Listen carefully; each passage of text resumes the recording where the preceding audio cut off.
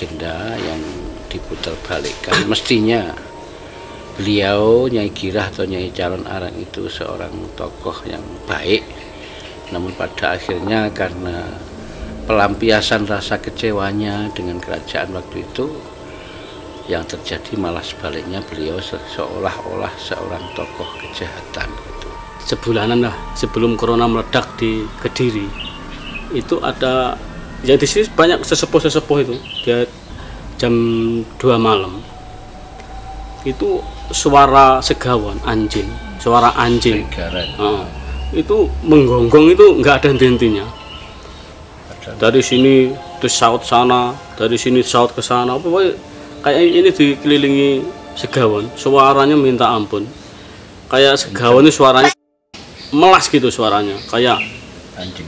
Kayak kasihan gitu kalau kita mendengarkan suara anjing itu. Ternyata nggak berapa lama COVID ini meledak di Kediri ini.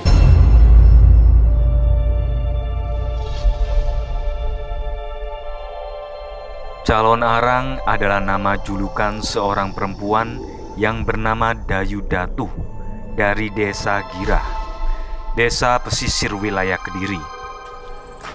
Calon Arang berstatus janda sehingga disebut Rangdah Natin Girah.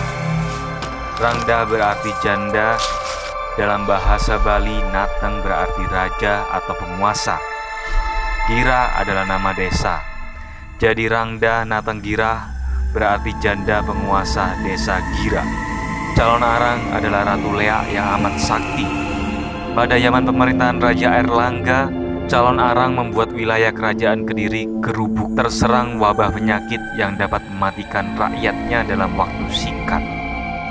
Lalu, apakah benar Calon Arang adalah tokoh jahat? Ataukah Calon Arang hanyalah korban politik pada masa kerajaan Airlangga? Simak di Babat Kediri.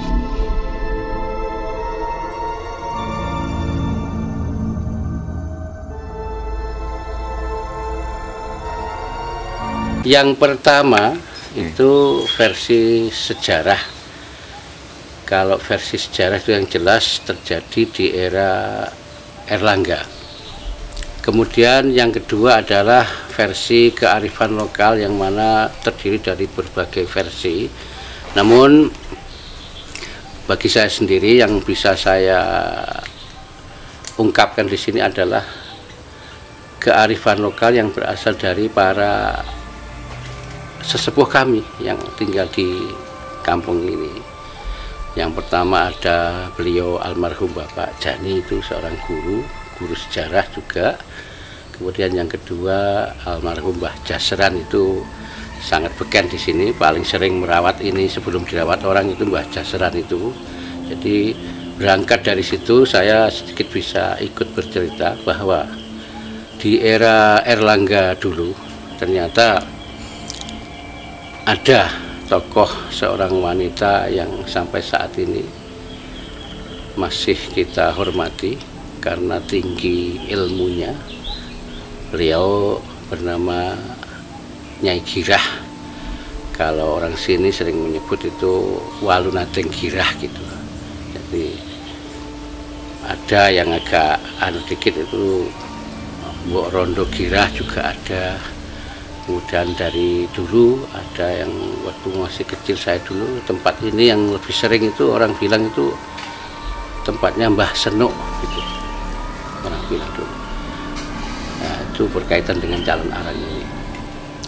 Dulu ketika ada perang Barubuh di Kediri kan, karena ada keterkaitan dengan Prabu Udayana yang di Kediri, itu Prabu Airlangga kan minta bantuan ke Bali.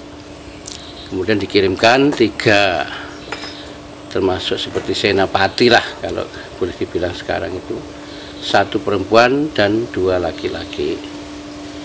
Itu antara lain yaitu Empu Baradah, kemudian Narotama kalau nggak salah itu satunya, kemudian yang ketiga ya Nyai Girah sendiri, Nyai Calon Arang.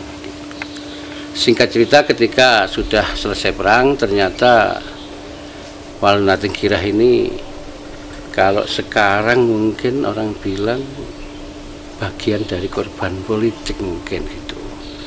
beliau tidak mendapatkan tempat yang semestinya kan ikut berjuang. Kalau seperti Mpu Barada mendapatkan tempat sebagai penasihat kerajaan, kemudian Narotama juga masih senapati di kerajaan juga, sedangkan Nyai Girah dengan suaminya Mpu Kuturan itu hanya dijanjikan bahwa nanti beliau kan punya seorang putri yang namanya Ratna Manggali, itu dijanjikan mau dijadikan istri permaisuri. Kalau orang Jawa bilang garwa prameswari, artinya dari sekian banyak istri yang memimpin atau yang paling nomor satu kan namanya prameswari. Cuma ternyata hanya apa ya, sekedar semacam merasa tertipu lah ya calon orang, cuma selir ternyata gitu loh.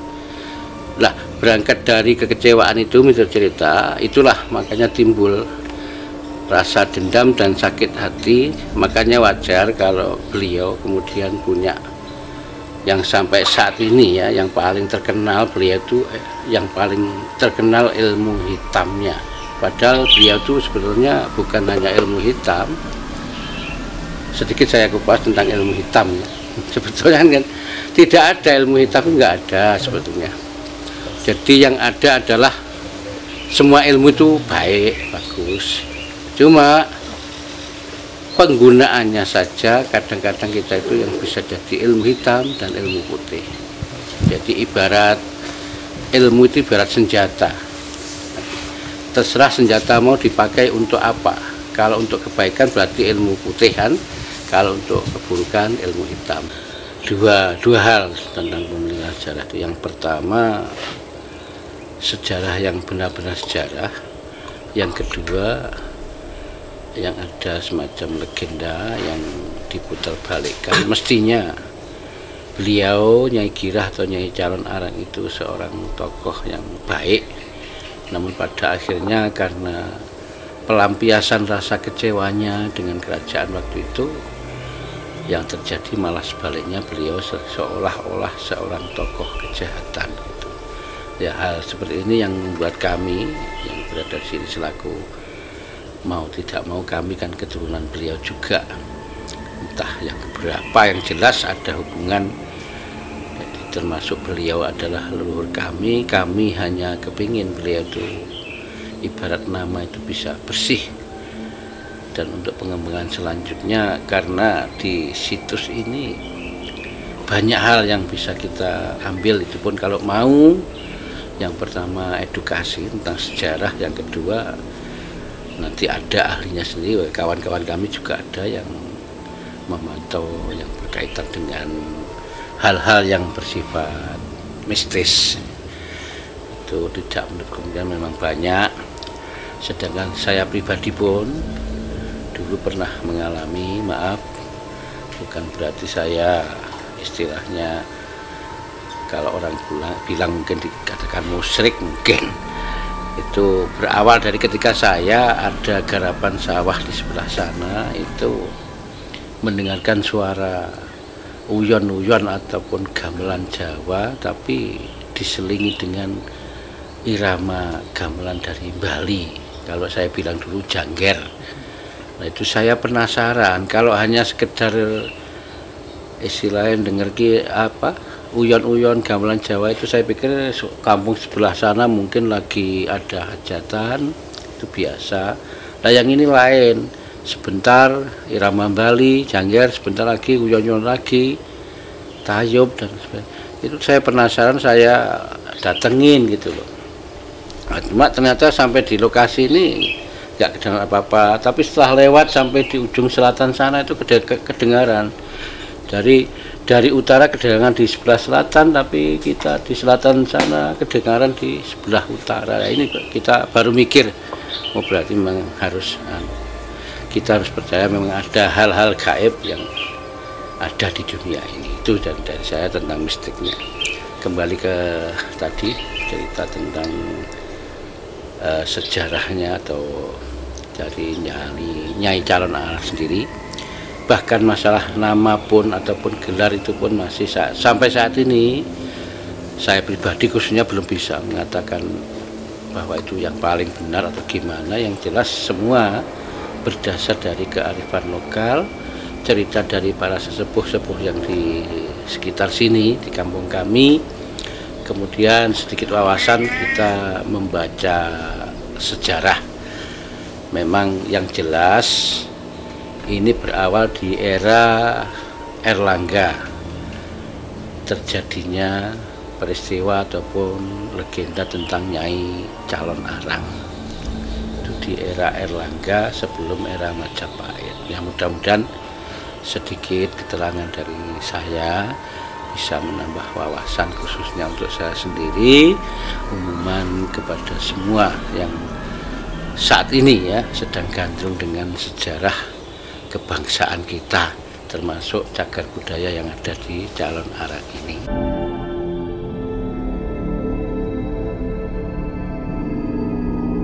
Waktu itu hari Minggu 4 bulan yang lalu ada tamu dari Bali, ya kan, dia moto sesajen. Berarti kalau orang Jawa kan sesajen. Di sini itu bukan sesajennya yang kelihatan, cuma gambar kopat lepet, itu bukan bunga-bunga dari Bali, bukan. Ya yang kelihatan kopat lepet, pokoknya bangsa-bangsa makanan itu loh, khas orang Bali. Terus ada lagi orang yang kesini, sowan kesini, tahu-tahu ya kesurupan, terus tak tanya tujuan sampean kesini apa, niatnya nggak baik. Niatnya nggak baik, adanya cari togel lah ibaratnya gitu. Dari rumah udah niatnya udah nggak bagus.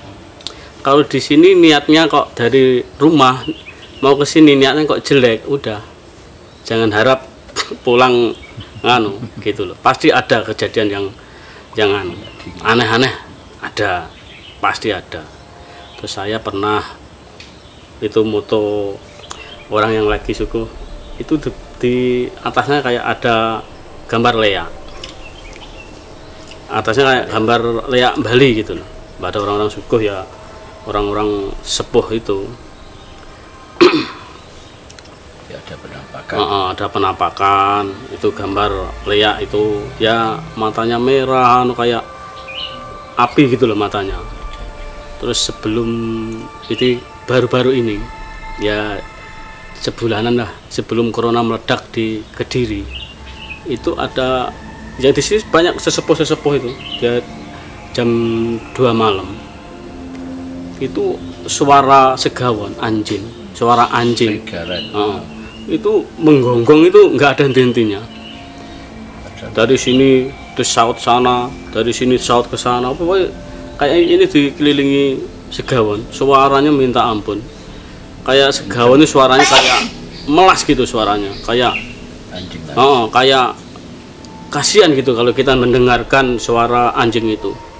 Ternyata nggak berapa lama COVID ini meledak di Kediri ini. Itu kejadian yang terakhir.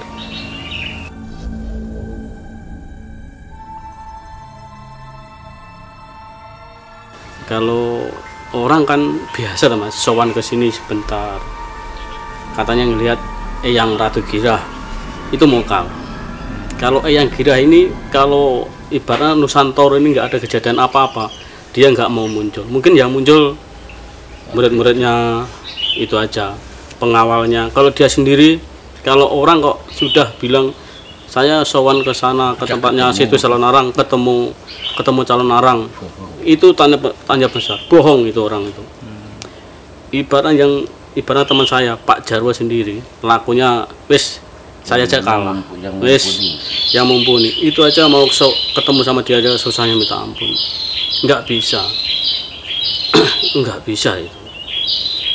Yang kata orang yang bisa, orang ngerti, yang bisa ngelihat, yang Joyoboyo aja udah juga pernah sowan kemari. Tinggalnya, tapi kalau di ini kan ya nggak mungkin. Buktinya mana? Ya susah kalau kita membuktikan normal sama yang goib. Terus yang Gajah Mada sebelum dia jadi patih sowan kemari juga, minta doa restu lah, gitu. Dia ibaratnya gitu. Gambarnya dia orangnya cantik mas, beneran udah tua tapi kulitnya nggak keriput gitu loh. Sawo matang kulitnya yang Girah ini. Ya rambutnya putih lah, rambutnya itu putih, panjang rambutnya, pakai gemben kayak khas orang Bali lah dia. Saya sendiri di sini sawan gini suguh di sini Mbaka Dupa sering ditungguin wanita di sini saya. Tak tanya ke Pak Jarwo, itu bukan Nyai Girah, bukan, itu muridnya malah. Ada yang tak tanya lagi teman saya yang di Surabaya, itu anaknya Ratna Manggali Mas Agus. Dia pakai gemben kuning, warnanya kuning, jarik parang, ya rambutnya panjang gitu. Rambutnya di depan ini. Kalau orang Bali kan di depan ini kan. Iya, hitam rambutnya, cantik orangnya. Ciri khasnya masih Bali. Masih Bali ciri khasnya sini.